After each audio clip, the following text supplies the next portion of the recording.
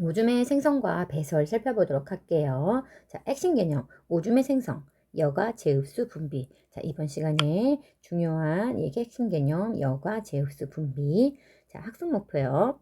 자, 콩팥의 네프론에서 오줌이 생성되는, 자, 우리 콩팥의 네프론 오줌이 생성되는 기본 단위라고 했죠. 자, 콩팥의 네프론에서 오줌이 생성되어 노폐물이 배설되는 과정을 설명할 수 있다. 굉장히 이번 시간 집중하셔야 돼요.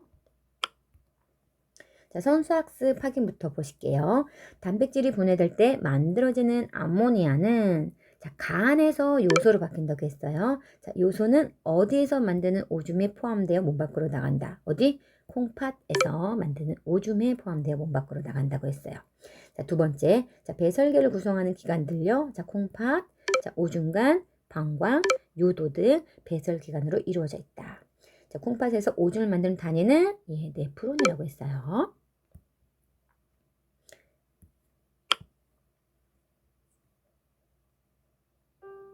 병원에서 건강검진을 받을 때 오줌 검사를 한답니다. 오줌에서 포도당이 검출되었어요. 정말요? 오줌으로 건강 상태를 판단할 수 있는 까닭은 무엇일까? 자, 오줌으로 건강 상태를 판단할 수 있어요. 우리 건강검진할 때 이 오줌을 받아서 검사를 하거든요. 자, 어떻게 오줌으로 건강 상태를 판단할 수 있을까요? 자, 오줌은 우리 몸에 있는 혈액에서 몸에 필요 없는 물질들을 이제 걸러서 내보내는 거잖아요.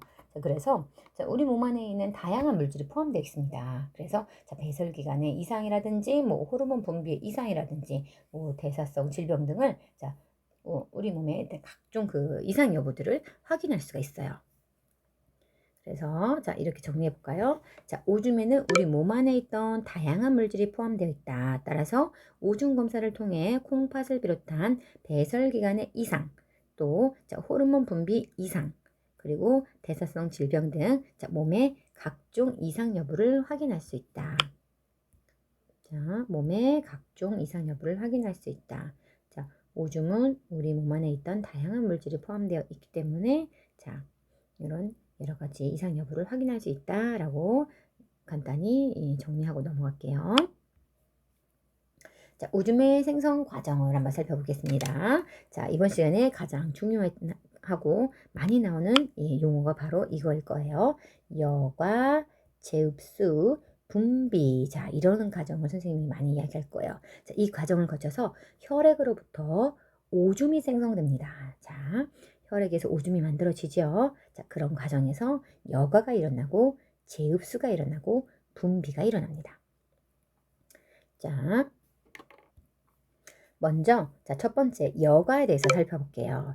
자, 크기가 작은 물질이 자, 사구체에서 봄원 주머니로 자, 이동하는 현상이에요. 우리 자, 사구체는 모세혈관이 이렇게 공 모양처럼 뭉쳐져 있는 자, 구조물, 걔를 사구체라고 했어요. 들어가는 혈관이 자, 나오는 혈관에 비해서 조금 굵어요. 들어가는 혈관이 나오는 혈관에 비해서 굵어요. 그래서 이 사구체 안에서의 자, 혈압이 높아요. 자, 혈압이 높으니까 자, 우리 사구체는 모세혈관이잖아요. 한 겹의 아주 얇은 세포층으로 구성되어 있습니다. 그래서 혈압이 높다 보니까 이 모세혈관에서 빠져나올 수 있는 물질이 빠져나오게 되는 겁니다. 그럼 빠져나오는 현상을 여과라고 하는 거예요. 자, 그럼 빠져나온 물질은 그 밑을 싸고 있는 사구체를 싸고 있는 자, 주머니로 들어오게 되는 거죠. 이 주머니가 바로 봄원 주머니였어요. 자, 그래서 자, 크기가 작은 물질이 사구체에서 봄원 주머니로 이동하는 현상, 이것을 여과라고 한다. 자, 여과되는 물질 한번 살펴볼까요? 작은 물질, 사구체, 모세혈관을 사구체를 빠져나올 수 있는 물질들. 자, 물이 빠져나올 수 있고요. 자, 물에 녹아있는 포도당, 아미노산, 요소, 그리고 무기염료. 자, 이런 물질들이 여과가 됩니다. 자, 그럼 여과되지 않는 물질을 볼게요. 자, 크기가 큰 물질이겠죠. 자, 혈구 빠져나오면 안 되겠죠. 자, 단백질, 우리 혈장 단백질, 그리고 지방과 같은 분자의 크기가 큰 물질들은 여과되지 않습니다. 자, 그렇게 되면은 자, 여과액이 세뇨관을 흐르는 동안 자, 여과액에 포함된 물질 중에서 우리 몸에 필요한 물질이 세뇨관에서 모세혈관으로 이동합니다. 다시 빨아들인다. 그래서 재흡수라고 합니다. 자, 모두 재흡수되는 물질. 우리 아까 사구체가 있었고 자, 보몬주머니가 있었어요. 자, 이쪽으로 이제 빠져나간 물질들이 있을 거예요. 자, 물이 있었고, 자, 포도당이 있었고, 또 아미노산이 있었고, 자, 무기염류, 그리고 요소 이런 물질들이 있었어요. 그죠? 자, 이런 물질들 중에서 자, 필요한 물질들. 자, 포도당이나 아미노산 빠져나가면 안 되죠. 우리 몸에 필요한 물질들이기 때문에 자, 이런 물질들은 자, 모두 재흡수됩니다. 포도당과 아미노산은 자, 100% 재흡수가 됩니다. 자, 그리고 대부분 재흡수되는 물질 100%는 아니지만 우리 몸에 필요해서 대부분은 흡수하는 그런 물질들. 자, 물과 그리고 무기염료. 자, 무기염료 중에서 이제 특별히 나트륨 이온입니다. 이런 물질들이 재흡수가 되고요. 자, 그 다음에 일부 재흡수되는 물질. 필요하긴 하지만 많은 걸 이제 내보내는 거죠. 일부만 재흡수되는 게 이제 요소. 자, 요소도 이제 일부 재흡수가 되네요. 그렇죠? 자, 다음. 자, 재흡수가 됐고 그 다음에 미처 여과되지 못하고 혈관 속에 남아있는 물질들은 다시 버려야겠죠. 그래서 분비가 일어납니다. 자, 여과되지 않고 혈액에 남아있는 노폐물이 모세혈관에서 어디로 이동하는 현상? 세뇨관으로 이동하는 현상. 자, 오줌이 이동하는 아주 가는 관이라는 뜻이죠. 그래서 모세혈관에서 세뇨관으로 미처 빠져나가지 못한 그런 물질들이 빠져나가는 것, 그것을 자, 분비라고 합니다. 자, 오줌의 성분은요. 자, 건강한 사람의 오줌에는 자, 물, 요소, 무기염류 등이 포함되어 있고 포도당이나 아미노산은 포함되어 있지 않습니다.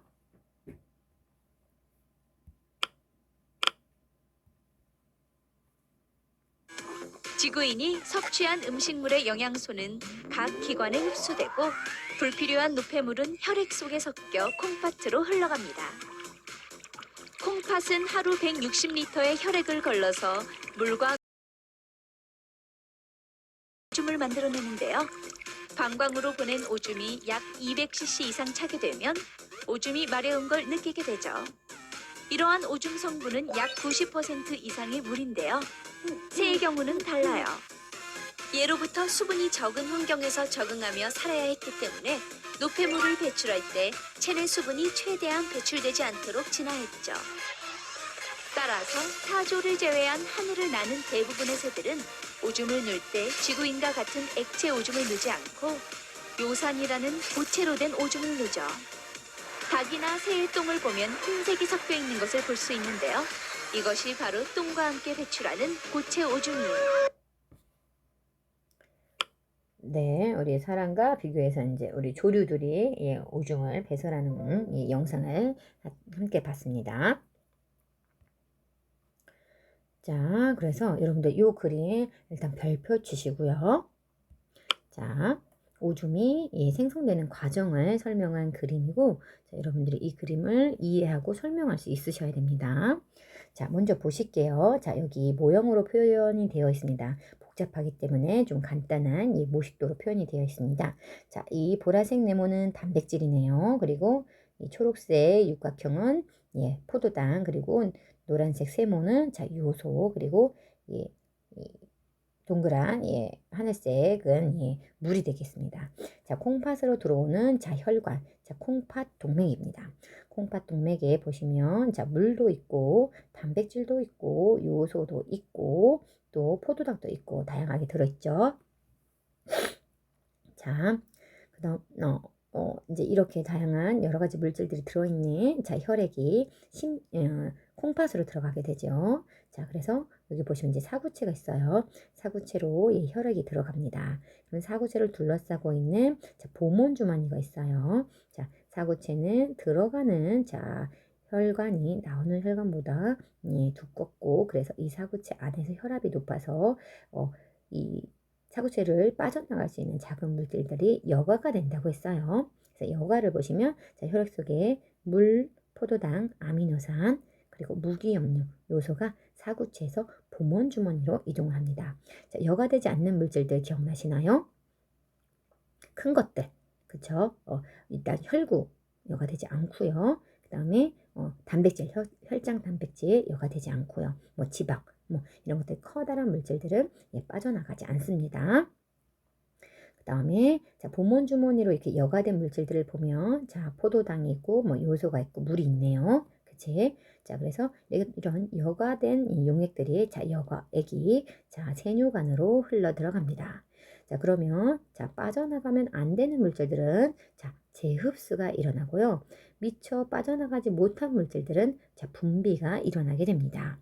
그래서 재흡수를 보시면 자, 여과액 속에 포도당과 아미노산은 자, 전부, 그리고 물과 무기염류는 대부분 자, 세뇨관에서 모세혈관으로 이동을 합니다. 자, 그것을 재흡수라고 합니다. 포도당, 아미노산, 물, 무기염류는 재흡수가 일어나요. 자, 그 다음에 자, 우리 이 혈관 속에 있는 물질들 중에서 버려야 하는, 빠져나가야 하는 물질인데 자, 빠져나가지 못한 물질들은 분비라는 과정을 통해서 세뇨관으로 내보냅니다. 그래서 혈액 속의 노폐물이 자, 모세혈관에서 세뇨관으로 이동하는 현상을 분비라고 합니다. 분비. 그래서 자, 요소가 되겠죠. 요소는 분비를 해주겠죠. 자, 그래서 이제 세뇨관을 통해서 빠져나온 그 용액을 이제 오줌이라고 하는 겁니다. 오줌에 보시면 자, 요소와 물이 들어있는 거를 볼 수가 있어요.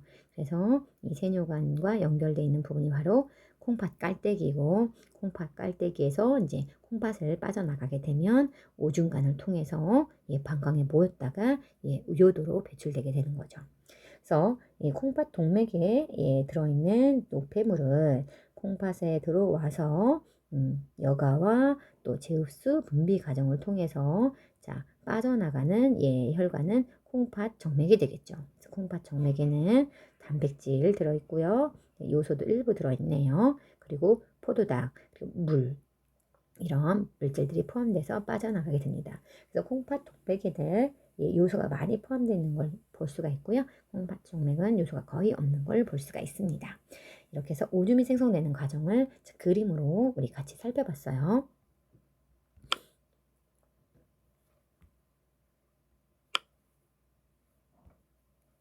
자, 물은 같이 보실게요. 건강한 사람의 혈장, 여과액, 오줌 중 포도당이 들어있는 용액과 요소가 들어있는 용액을 각각 써보자. 자, 건강한 사람의 혈장에 자, 여과액, 오줌 중에서 포도당이 들어있는 용액과 자, 요소가 들어있는 용액을 써봅시다.